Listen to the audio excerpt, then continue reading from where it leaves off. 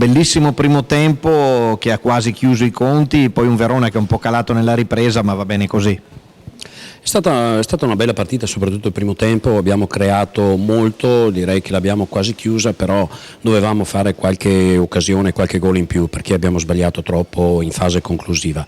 Il secondo tempo abbiamo amministrato, abbiamo cercato magari di tenere un po' di risorse in più per le prossime partite, però comunque è un buon Verona.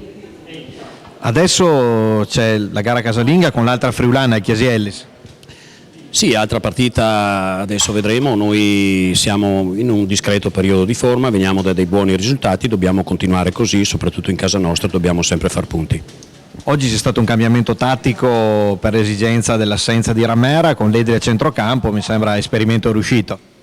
Sì, ma noi abbiamo delle giocatrici che possono far più ruoli. Oggi avevamo qualche problemino, avevamo il problemino con Ramera, con Toselli, con Gelmetti, però direi che la squadra non ha risentito di queste problematiche e ha comunque fatto una buona partita.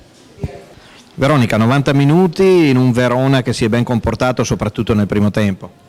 Sì, devo dire che oggi abbiamo fatto molto bene, siamo partite convinte di quello che volevamo, ovvero vincere.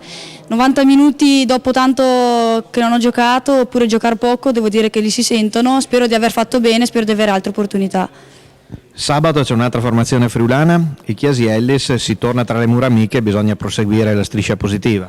Sì, certamente non dobbiamo montarci la testa, dobbiamo continuare il nostro obiettivo, ovvero fare bene. Sono sicura che sabato non faremo come oggi, anzi se non meglio, e quindi vi aspettiamo tutti sabato prossimo. Marta, bella vittoria, un tuo gol, molte altre occasioni fallite, tutto bene? Sì, l'importante era vincere questa partita perché comunque il Pordenone era dietro di noi di 3 punti e quindi siamo contenti per questa vittoria, insomma, che ci porta a più 6 da loro. La guardi questa classifica cannonieri che ti vede ancora lassù in testa?